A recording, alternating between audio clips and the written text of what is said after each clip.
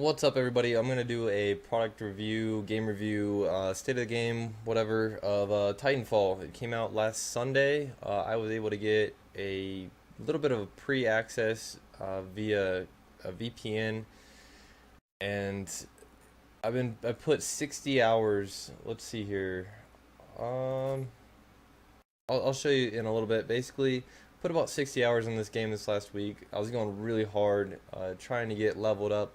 I got all the way up to Gen 5, and then I kind of stopped just because, as you'll see in a second, in order to get to Gen 6, you have to complete the Gooser challenge all the way up to level 5, which the Gooser challenge is you have to kill, for level 5, 50 pilots while they're ejecting, which to me is uh, an insane challenge.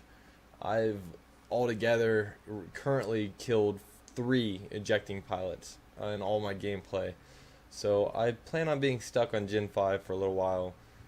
Um, but overall, what is the game? The game is a first-person shooter and a mech shooter.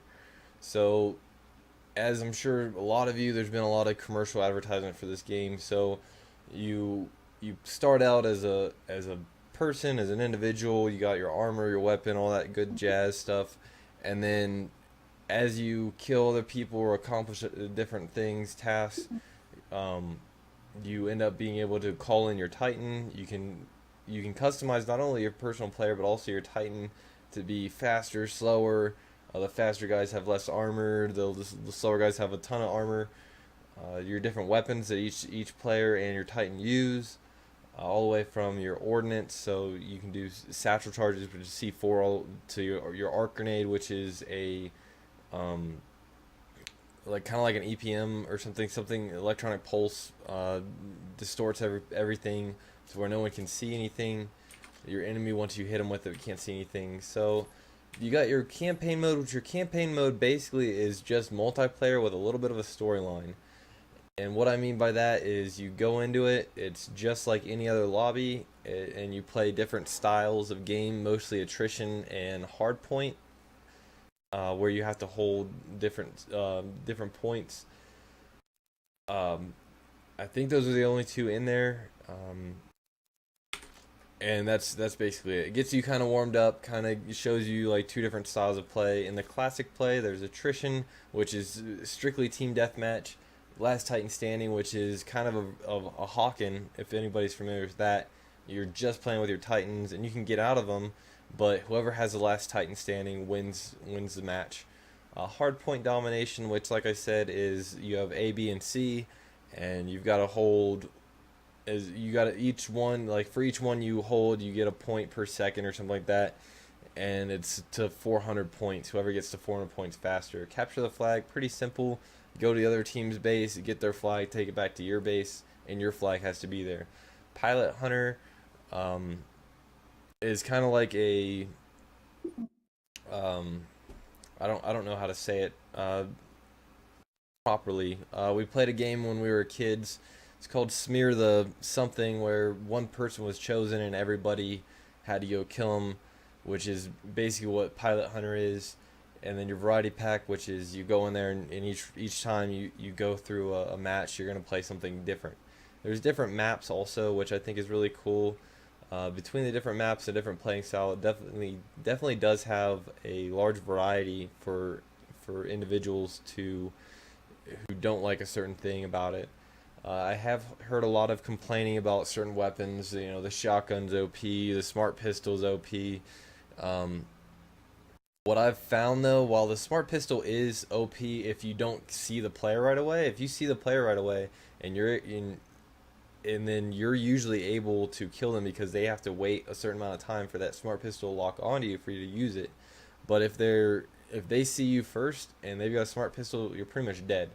So I can see the disadvantages and advantages of both. Shotgun obviously is one shot, one kill if you're in close range, two shot kills if you're at a medium range. Um, I personally think they did a pretty good job of evening out the different weaponry in the game. Um, The load time in between rounds is a bit extreme. It's about 90 seconds. And then if the other team quits, if it gets below 3 players on any given team, you have to start all over. So sometimes you can wait up to 2, 3, even 5 minutes in between rounds to start your next match. I think that's a little bit much, but it does give you the opportunity to go through and check your stats, check your check your challenges, set up your new loadouts if you get any new weapons and stuff. My overall time in game is 2 days, 15 hours, and 23 minutes so far. That's actually playing the game. Um, I personally, as you can see, play more pilot. I like to, my personal opinion on the matter is if I can pull my Titan in and distract the other Titan, and then I can jump on the rodeo the other Titan, and I can do double the damage. And if he's not really gonna want to hop out of his Titan while he's facing another Titan, so that's how I use my Titan. A lot of other people view it as, oh, it's 2 lives, so why not hop in your Titan? To me, you're in a larger, much bigger target, a much less mobile target. So I personally do not like to get in my Titan unless I'm doing the challenges.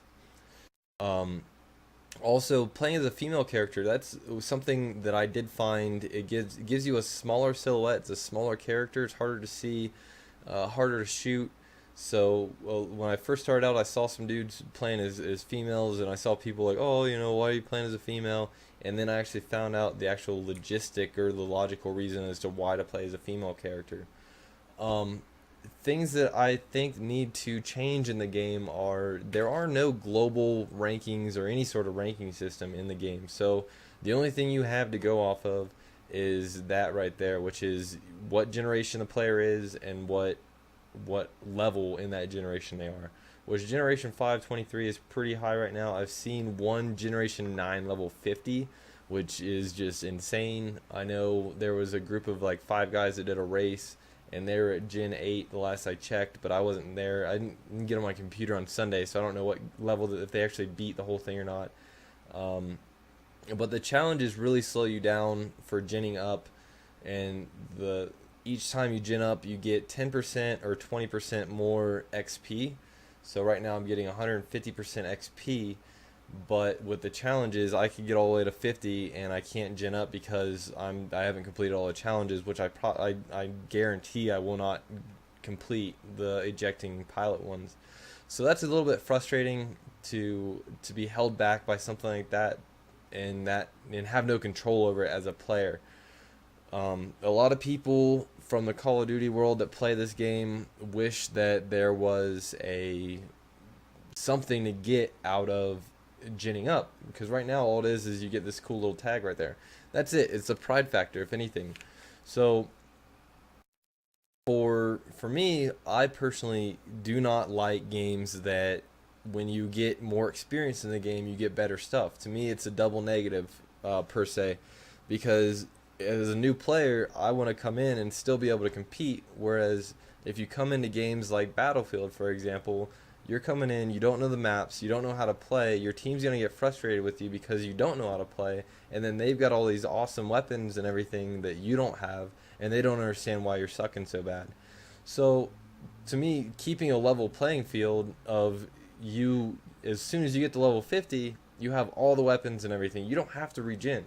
So, I think that's a really cool thing on my side, because it really opens the playing field. You can get all the way up to level 50 in 15 or so hours of gameplay, 15, 16, whatever hours of gameplay.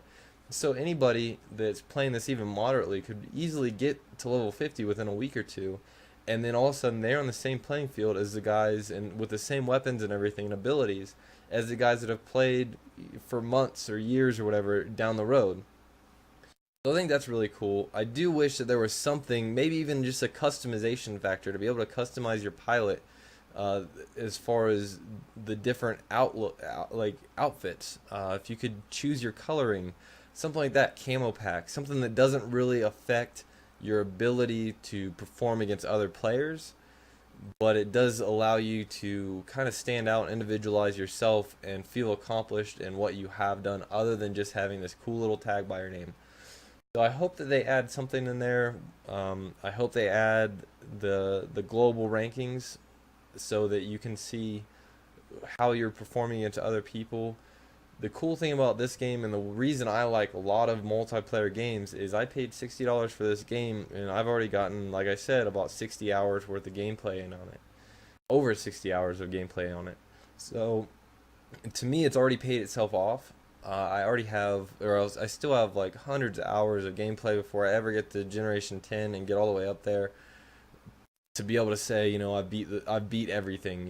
The generations. The cool thing about the challenges though is it does force you to use different weapons. I would never use some of the weapons that I was forced to use through the generations so far, but yet I not only had to use them, but I had to accomplish all 5 levels of the challenges for them. So I had to somewhat become proficient in each weapon. So I think that's a really cool thing. I think it really motivates people to get better at the game. However, like I said, some of the challenges I do think are a little bit ridiculous, and I wish that there was some way to choose when you accomplished each one. Like maybe if you wanted to start out and you just had a list of all the challenges and say, hey, pick 4 challenges and those are the ones you got for Gen 1. For Gen 2, here, pick next 4. You've already completed these 4. You can't pick any more of these, so pick the next. Then you can pick 5, and then Gen 4, 6, and so on and so forth. And then those hard challenges like the Gooser, I could save those for Gen 10, and I could still Gen up and accomplish, what I'm hoping to accomplish, which is all the way up to level up, and then save those really hard ones for the end when I'm really experienced and just kind of bored and don't really have anything else to do but sit there and try and pick off ejecting pilots, which to me is extremely difficult. But either way, I think this game is absolutely worth it. I've heard a lot of negativity from certain people saying this is just Call of Duty, this is whatever. I don't listen to that stuff very much at all. I think that this is a Hawken / Call of Duty mashup, which I think they did very successfully for all the different aspects of this game. From the AI, I didn't even mention that they've got Spectras, which are machine AI, and Grunts, which are like person AI. And that to me adds an awesome factor to it, because even if you're getting owned facing the other players, you can go through and kill the Grunts and the Spectras and the non-functioning robots and stuff, and still feel like you're accomplishing something. So I think with all the aspects between the Titans, the AI, and the PvP, I think Respawn did a great job of really making all those balanced and bringing it all together. There's very few times that I see a game this complex come together the way it does and really perform so smoothly. So props to them. If you're interested in checking out the game, it's on Origin, not on Steam, which I'm very happy about. I'm not a big fan of Steam, but yet Steam seems to be the powerhouse right now in the gaming market for PCing. So good on Origin for getting this game, and I hope that they pick up a lot more games that aren't as mainstream the way Steam does, so that I can start transitioning over and stop using Steam so much. So anyway, I hope this was useful. If you have any questions or concerns or suggestions, feel free to comment below, message me. I'm always here, always try to make myself available. Check out for the gameplay itself, check out my Twitch. I will be streaming this game quite a bit, trying to get all leveled up, and probably cussing out the game for these trying to kill ejecting pilots and whatever other future challenges I have to face. So hopefully you're having a great day. If not, I hope it gets better. Thanks for stopping by, and I hope to see you soon. Alright, bye guys and girls.